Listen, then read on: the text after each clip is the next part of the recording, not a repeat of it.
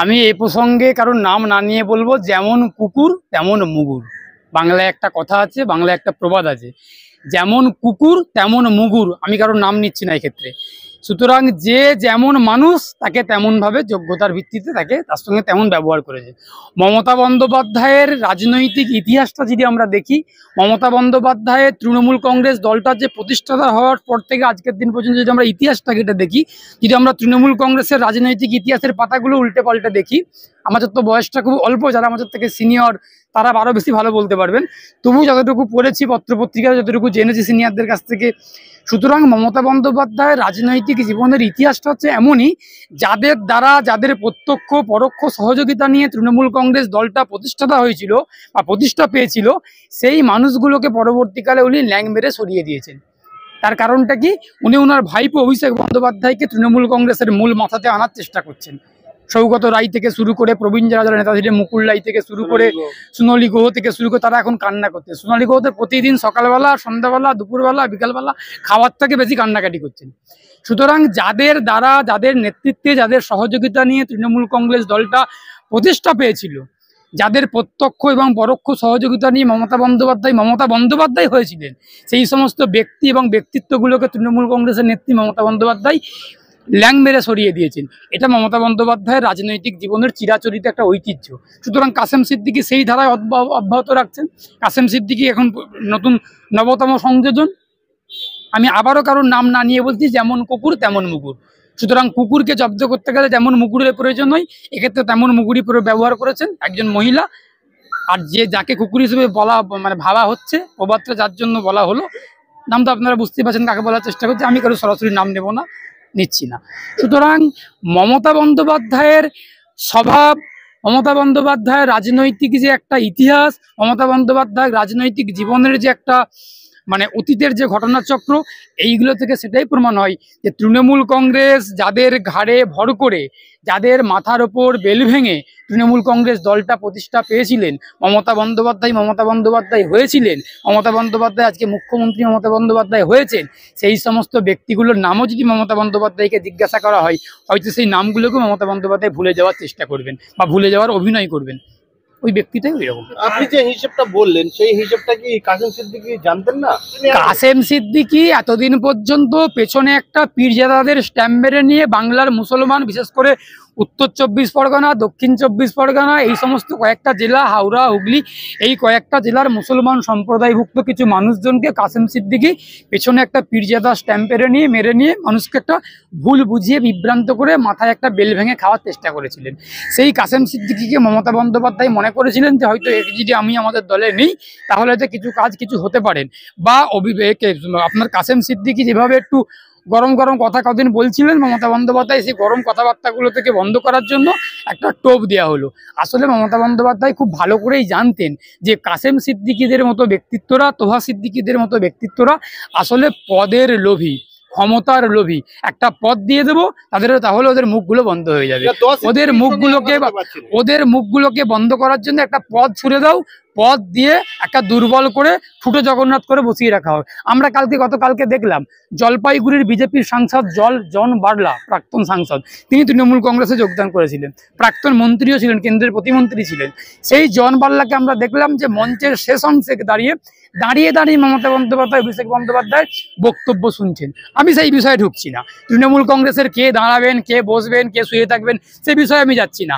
আমার বক্তব্য হচ্ছে, যেই ব্যক্তিটা প্রাক্তন কেন্দ্রের মন্ত্রী ছিলেন, যেই ব্যক্তিটা প্রাক্তন সাংসদ ছিলেন, সেই জন বার্লা তপশিলি সম্প্রদায়ভুক্ত মানুষের প্রতিনিধিত্ব করছিলেন, সেই মানুষটা একটা এমন দলে আসলেন যেই দলে তাকে ন্যূনতম একটা চেয়ার দেওয়া হলো না, একটা চটে বসতে দেওয়া হলো না, তাকে দাঁড়িয়ে কয়েক ঘন্টা দাঁড়িয়ে থেকে তার দলনেত্রীর বক্তব্য শুনতে হলো।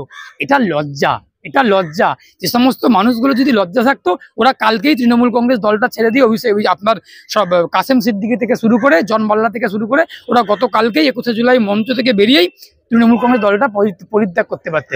আসলে লজ্জা নেই, ঘৃণা নেই, রাগ নেই, ক্ষোভ নেই, কিছুই তো, মনুষ্যত্ব নেই, বিবেক নেই, বিবেচনা নেই, মর্যাদা নেই, কিছু না থাকলে যা হয়, জন বাল্লা কাসেম সিদ্দিকীরা তার জ্বলন্ত এবং চূড়ান্ত এবং দুর্দান্ত দৃষ্টান্ত।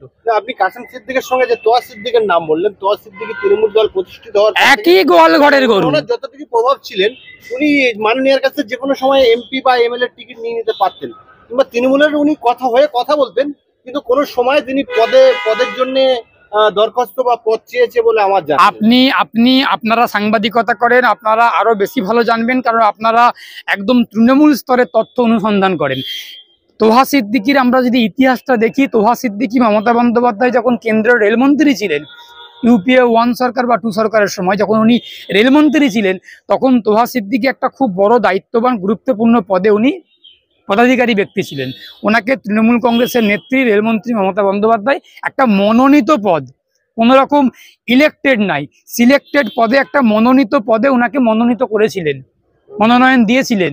সেই পদ থেকে তোহা সিদ্দিকী কয়েক লক্ষ টাকা বেতন পেতেন, ভাতা পেতেন, গাড়ি পেতেন, বাড়ি পেতেন, বাংলো পেতেন, অনেক কিছু পেতেন।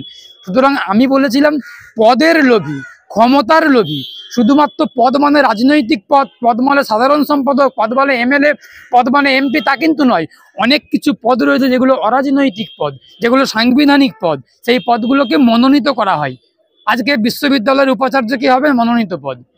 আজকে মহিলা কমিশনের চেয়ারপারসন কি হবেন? তিনি মনোনীত পদ। আজকে শিশু কমিশনের চেয়ারপারসন কি হবেন? মনোনীত পদ। রেল কন্ট্রোল বোর্ডের চেয়ারম্যান কি হবেন? তিনি মনোনীত পদ। এমন একাধিক শতাধিক মনোনীত পদ রয়েছে, যেই পদগুলোর জন্য ভোট হয় না। এই সমস্ত পদগুলোকে, এই সমস্ত ব্যক্তিগুলোকে এই সমস্ত পদে দেওয়া হয় এবং এই পদগুলোতে বসানো হয়। তারা লক্ষ লক্ষ টাকা বেতন পান, ভাতা পান, বাংলো পান, গাড়ি পান, নিরাপত্তা পান, সিকিউরিটি পান, এই সমস্তগুলো পান। তোহা সিদ্দিকীর ইতিহাস দেখলে দেখতে পাবেন আপনারা, এরকম একটা পদে উনি পদাধিকারী ব্যক্তি ছিলেন।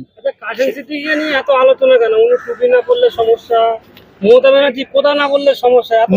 না, যেটা বলছো সেটা তোমার মনে হয়েছে সমস্যা। কাসেম সিদ্দিকী টুপি পরবেন নাকি আরএসএস এর হাফ প্যান্ট পরবেন নাকি কারো শাড়ি পরবেন, সেটা তার ব্যক্তিগত ব্যাপার। কাসেম সিদ্দিকী, আবারও বলছি, টুপি পরবেন নাকি তিনি আরএসএস এর হাফ প্যান্ট পরবেন নাকি কারো শাড়ি পরবেন নাকি লুঙ্গি পরবেন, সেটা তার ব্যক্তিগত ব্যাপার।